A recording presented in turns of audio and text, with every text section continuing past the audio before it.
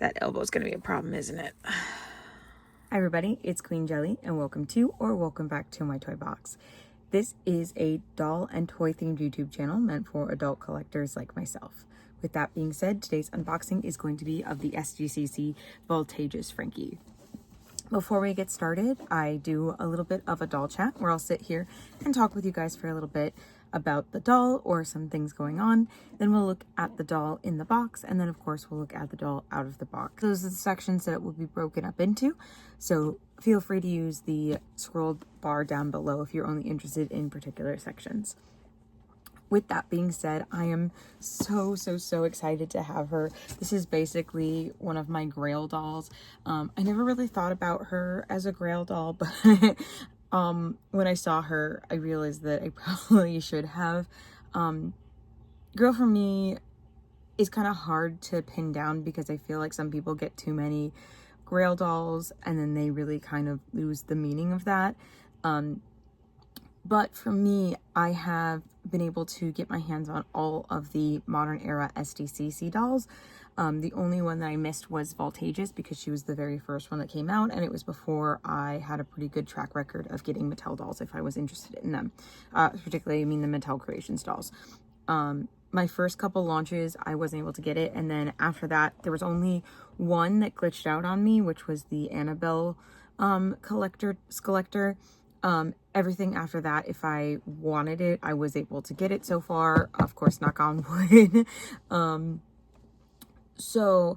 Like I said, this one was one of the ones that I wasn't really like as attuned to doing it as I usually am, or this one came out right before I was collecting. I don't 100% remember.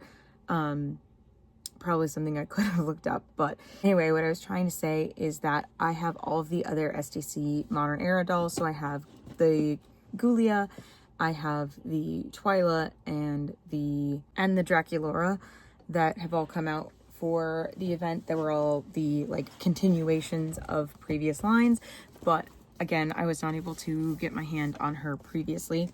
Her original price on Mattel Creations was $75. If you see here, there is a $100 sticker on her. That is not what I paid. However, when I thought about this doll, I don't like to pay resellers. I don't like to pay secondhand prices if we're talking like, again, resale, not like bundles or thrifting. Like, I really don't like to pay over retail for dolls if I don't have to.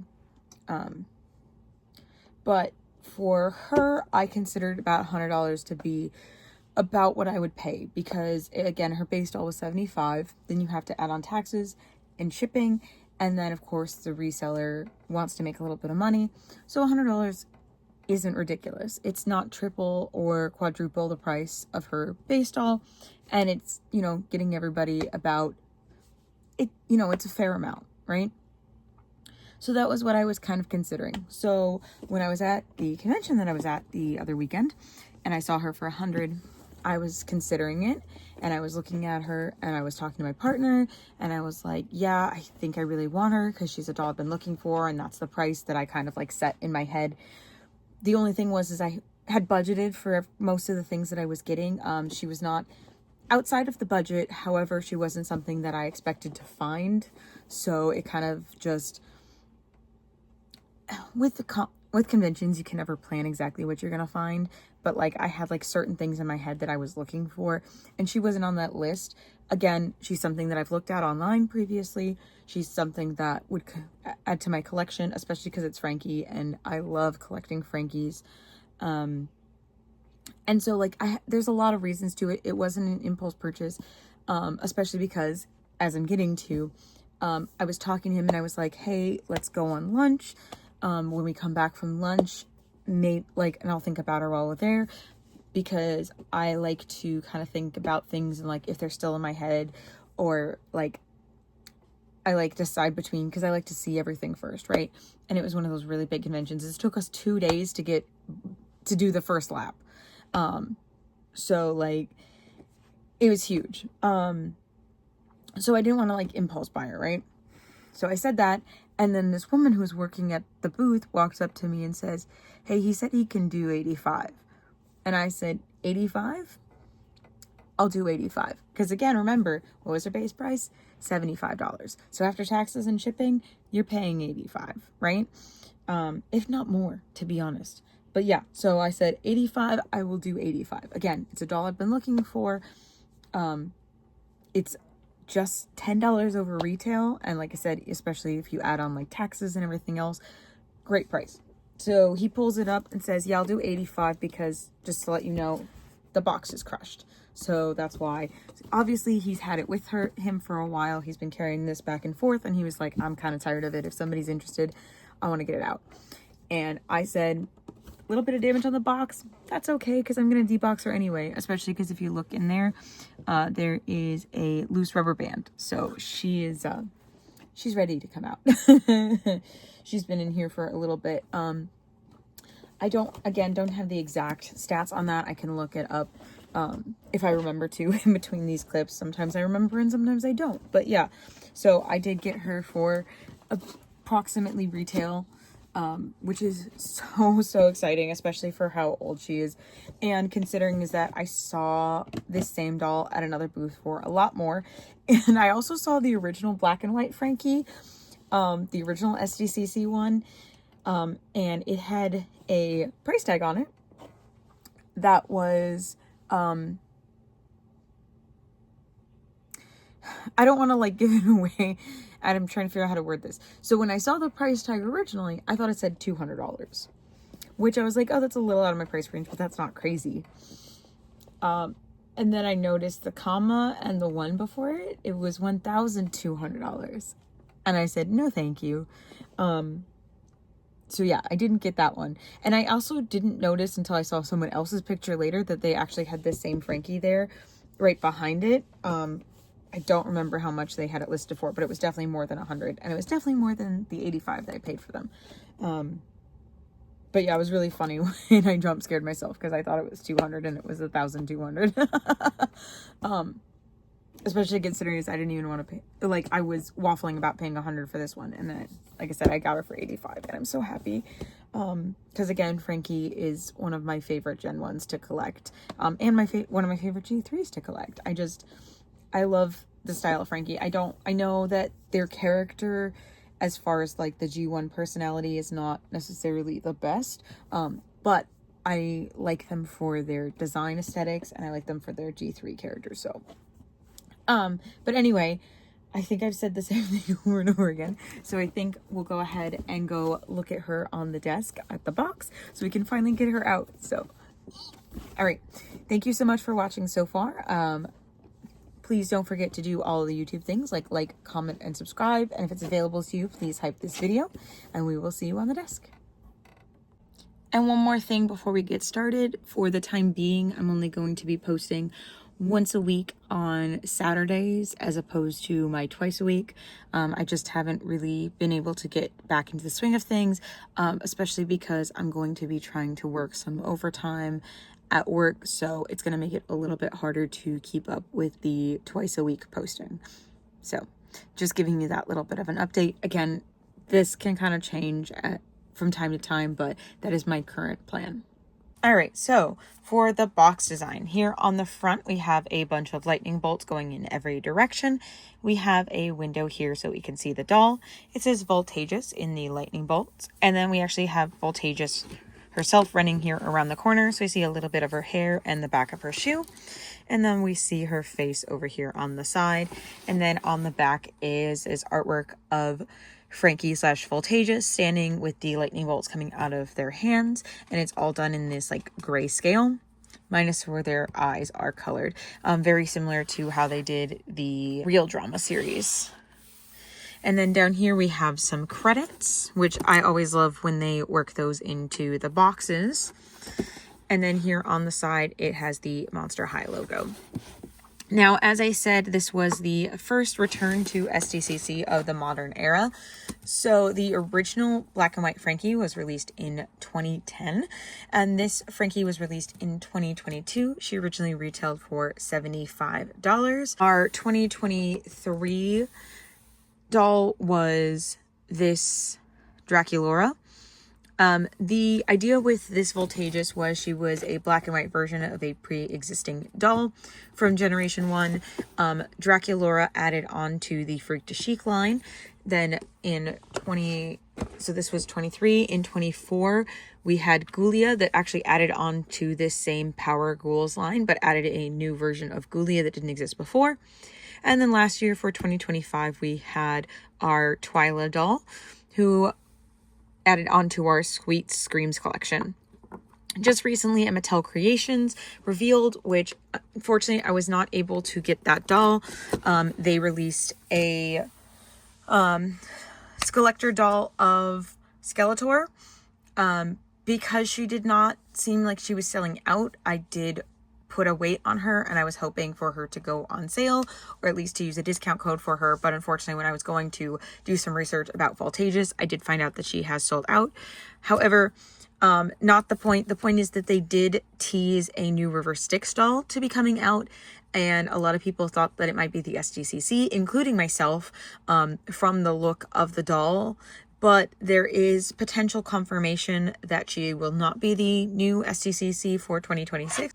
Unfortunately, at the end of March, we don't know, so only time will tell from there. But I just wanted to kind of show you the timeline so far, that again all started with this Frankie here. Now, we can take this outer sleeve off, and again you can see that there is a box damage on mine. If she was supposed to come with a comic book or a poster or anything like that, which I know some of them have, mine may not be here just because of it being from a secondhand source. But it says, Monster High, zep. What's that? I was walking home from school and getting to the best part of an old Voltageous comic book. Suddenly, lightning hit the page and I felt a zap of everything went black. Zap. Oh, my head and my bolts are tingling. I feel a surge of power and all too familiar spark in my fingers. I got a bolt to my lab. Crash. Whoa, look at my hair. It's absolutely electrifying. And these streaks. And my face. I mean, my makeup looks great, but the freaky fab lightning bolts can only mean one thing. Clang. Voltageous is back. I never planned on being a teenage superhero, but this outfit is totally stitched for zapping crime. Just look at the shocking silver jumpsuit, dazzling metallic jacket, paired with these high wattage boots. Voltageous is serving looks with a side of justice. I don't know if you're able to see that whole thing. It kind of goes all the way down, which actually it feels so weird because typically these have like a secondary language on them nowadays. So I was kind of surprised to I figured that this was like multiple versions of the same thing, but it's actually all just one continuous thing. We have some more artwork of Voltageous here, here, and here. And then on the front, it's just a big open window that says Voltageous. Funny enough, I think this is the only collector that I'm aware of that came with a hairbrush. Maybe I've just forgot about the other ones having them, but I don't remember them. So that's kind of fun there. It has the silver hairbrush and a mini comic. See, like I'm saying with like Ghoulia, she came with a mini comic, but she also came with this like medium comic, and then they sold a full-size comic. So I don't know if the same is said for this Voltageous. That I was not able to find. If you guys know, please let me know in the comments. But again, there is the little bit of crush damage as far as I can tell. That's what that's from, because I don't think this area down here is supposed to be all the way up where it's touching her feet. It's probably supposed to be flat down here, so she looks more like she's flying. But that is all that I have for the packaging, so we're going to go ahead and get her.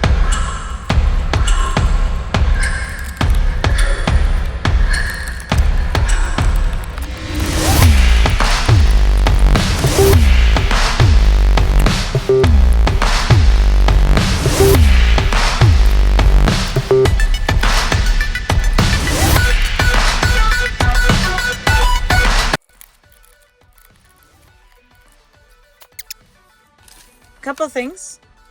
One, kind of crazy how much those rubber bands were rotted for only being, a couple of years old.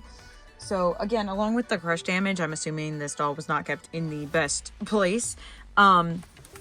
Something else I noticed was that I did not find the certificate of authenticity anywhere.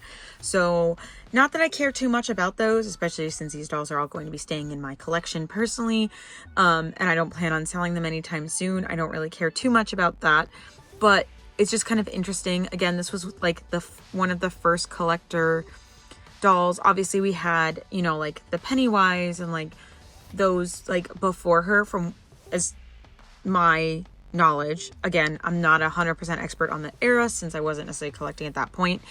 But I feel like when she came out was around the time that I first started collecting. So she wasn't like the first collector, but like I said, she was the first San Diego Comic-Con one, and maybe they were packed differently at that point. But again, I'm not seeing it anywhere. Maybe I'm just missing it. Again, I don't need it, but if you guys know or have any more information on how the certificates worked for this Frankie, please let me know, because I'm interested. One of the things I was noticing is the stand. So I'm really interested in like comparing these to the other iterations of SDCC dolls. So for this Frankie, it's the basic stand, except it is clear instead of black, and the base is silver here. Oh, we're going to talk about that in a second. For Draculaura, she just has the basic stand. And then Ghoulia got an entirely dedicated stand just to her that has like this brain material and like these lightning bolts. And then Twyla just goes back to the basic stand, except in clear, but then a black base. So it's quite interesting to see the difference. Obviously, a lot of that has to do with like budgeting and like what else comes with the doll. I'm gonna cut this one random one because this is bothering me. All right, sorry. That was way too long compared to anything else on this doll, so I just needed to cut that really quick. But yeah, it's kind of interesting to see how differently they make the dolls over the years. I'm hoping that this was just popped out, because as I can see, I don't see any like damage to the joint at all itself on this end. So I don't think it's broken. I think it just popped out of its socket. So we're going to double check. And yes, it seems like it's fine. I don't know how easy it'll be to put back on the jacket on with the arm on. So we'll just slide that on and push the sleeve up till we find the elbow. And then we can stick her back in. All right. And it seems like it's staying. So yeah, I think the elastic just kind of held onto the hand, and whenever it got that, again, that crush damage, it just kind of popped it out of its socket. But that's the nice thing about the joints being intentionally designed to disconnect. When it hits that friction point, instead of breaking, it just pops out. We'll go ahead and look at her two accessories really quick. So she comes with, like I said, that chromed out hairbrush, which as far as I know is the only Skulllector that did. I don't pay too much attention to accessories that like they can't hold or anything like that.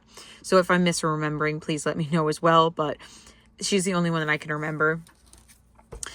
We have a Voltageous comic book here, and again, this is a mini of one that they released at the same time as her. And here is the singular page inside. Oh, actually, I lied. There's a couple of pages. They just were stuck together. So here are the pages of the comic book. I don't know if you'll be able to read it, but there it is. Be on the lookout. Another hero is following the claws of chaos. And then, of course, now we can go to our doll. We're going to start with the bottom. So I don't know if you would consider these object heels, but they're definitely much more refined than anything we've had in a long time for the Skulllectors. I really liked how they did the skull heads for the Barbie Frankie. So like there are still ones that are being done well, but I just feel like these feel a lot more like heels and a lot less just like items just slapped onto them. So I can see where the fatigue for the object heels is really coming from when you see the older dolls and how clean they looked. But anyway, I digress. The heels are lightning bolts and it's fully chromed out. There are no designs on the bottom. They are black mid-calf boots with some silver paint on them. There are stars and lightning bolts that appear to be stitched on. And then there's also unpainted stars and unpainted stitching around the edge of the boot and all throughout it. I also noticed that there is a kind of zigzag or like lightning bolt pattern here coming off the back side of the boot as well. We have kind of capri length pants that are cut here at an angle. They are black with kind of silver patches that go up into black again.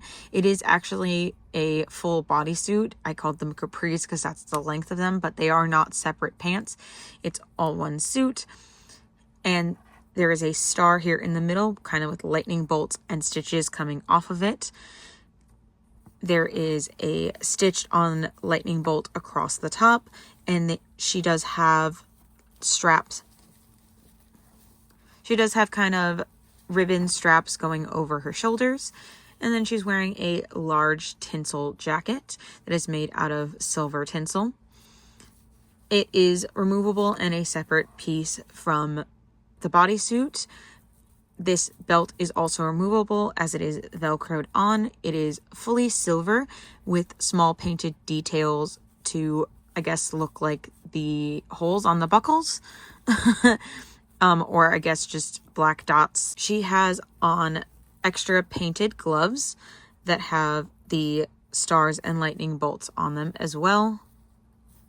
They do appear to be the same on both sides. Her hair goes to about her knee and is half pulled up, kind of traditional for Frankie, but she also has these bang or face framing pieces here around that are black and white, but also filled with a silver tinsel. The majority of her hair is white with a little bit of a black streak underneath, as well as a black chunk here at the top that's part of the area pulled back. It is all just tied with a black rubber band and then pinned to her head, and rubber band to her head is a large silver headpiece that is kind of almost Flash-esque with this lightning bolt kind of antenna and then some more lightning bolts going behind it. That pattern is repeated on the other side. She also has the star shape for her earrings with the lightning bolts shooting out of the bottom. That pattern is again repeated on the other side. And then for her face, it is the only spot on her that has color because she still has her blue and green eye and some yellow trim around the outside, as well as some yellow shadow on the top, just a little bit in the corners. And then she has a silver paint design here under this eye, but the other eye just has her traditional stitch. She does have rooted lashes, and I also noticed this lightning bolt going through where she normally has a gap. I don't think she has that in her Gen 1 dolls very much, but in her G3 dolls, she typically has a stud or a gap right here on her eyebrow. So I do think that's a nice touch to have for our Gen 1 doll that came out in the modern era. And she is wearing black lipstick, which I love on any Monster High doll, the black lipstick, but of course naturally it came with the black and white doll, just as it did on the Real Drama. Again, she does feel very similar in base doll to the Real Drama, again probably just because they're black and white, and meant to be kind of a little bit more upscaled.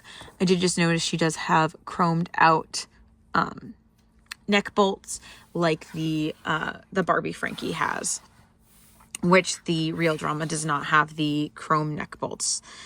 So that is a difference there. And of course her face screening is very different. You just put them next to each other. Obviously this is a little bit of an older doll, one that's a little bit harder to get your hands on. So I just thought that doing a little bit of comparison with some other dolls would be kind of fun. Just so we had a little bit more to talk about. Again, I just really think Frankie is a beautiful doll to collect. She's one of my favorite Monster High characters, and I'm just so happy to have been able to get this doll into my collection and for a reasonable price, at least considering what her base price was. Because again, I'm not really a fan of resellers if I can avoid it. Oh, one thing with the packaging, I want to talk about these little plastic tabs. That's definitely something that we will see again in the future. They keep the inner sleeve from sliding around inside the box, but they do make unboxing them quite difficult. But again, these dolls aren't necessarily designed for people like me. They're kind of meant for people to keep them in box. However, if they are going to intend for you to keep them in box, I kind of wish they would do what Barbie does which is use the plastic ties instead of the rubber bands so that they don't all dry rot immediately. Because again, I just noticed there is a C2021 on the back of this box. So again, she came out in 2022, but most dolls, you know, they're produced about a year ahead. So the copyright is going to typically be for the year previous, or what people would call the box date. Typically predates the actual doll itself. Again, personally, I do not care too much about the certificate, but I still am just curious about the whereabouts of it, because again, I'm not in collecting for like the prestige or the honor of it kind of thing. I'm in it for the love of the dolls. So again, things like certificates and boxes and things like that, they're not that important to me. It's just kind of interesting to me, and kind of a curious note. So I'd really like to hear from anyone who has this doll. I might even just look up some videos myself. That elbow is going to be a problem, isn't it? I just wanted to give you a quick look at what she looks like without the jacket on, just the bodysuit. All right, so now we're going to come back together to do our final thoughts on Miss Voltageous here.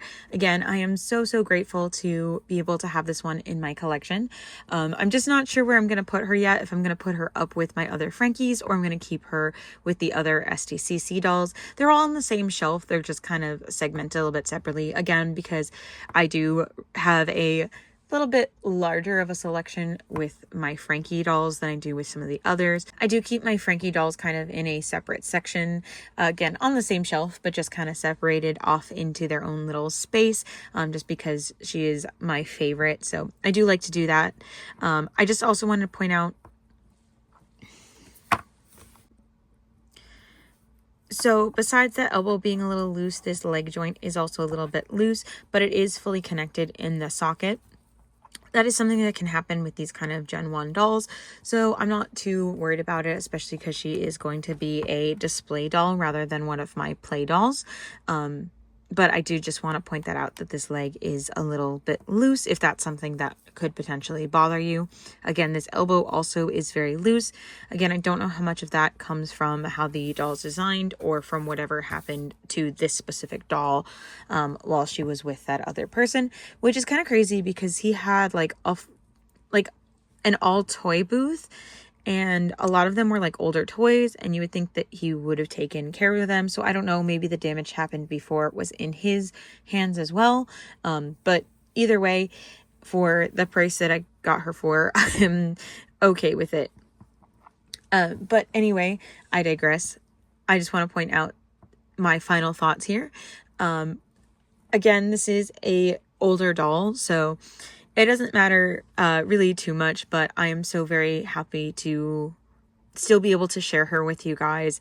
I really do this for the love of the dolls and not much else. So I really am glad to have her as part of my collection. So now I am currently up to date on the SDCC exclusives, minus the Elvira one, but I don't really count her because I intentionally chose not to get her because I do already have the original Elvira, and I think she looks more like Elvira than any of the other ones just because it's a classic black outfit, and I didn't feel the need to have more than one version of her. No shade to anyone who does, because if you want to have all of them or if you want to have all the Elviras, like, that's perfectly fine. But for me personally, I just like the one that I have. So as far as the original ghouls go, though, now I have all 4 of them, which is so exciting.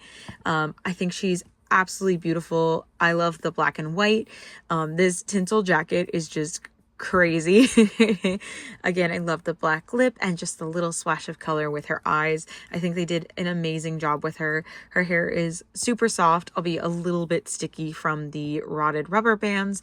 Again, why I said I would like to see them go to the plastic ties rather than the plastic ties. I don't mean the tea ties. I mean those like zip tie like designs that they use for like the collector Barbie dolls.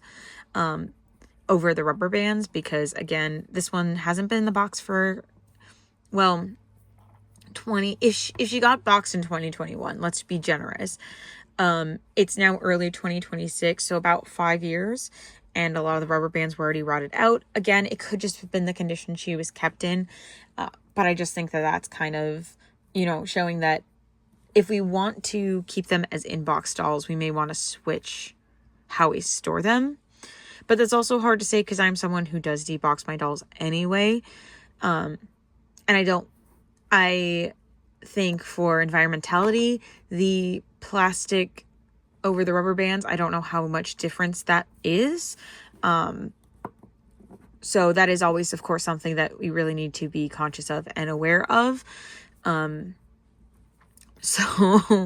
But yeah, that's my final thoughts on Frankie, that I am so glad to have her. I think her absolutely beautiful, and I'm glad to have her in my collection. So I hope you are still enjoying the videos. I do still enjoy creating them most days. I really love my collection. I love my dolls, and they do mean so very much to me. So thank you for coming along on this journey. Please don't forget to do the YouTube things like, comment, and subscribe. It really helps me out, and it really helps you out if you enjoy the content and want to be able to find us again. So thank you so much for watching, and we'll hope to see you again soon in the next one. Bye.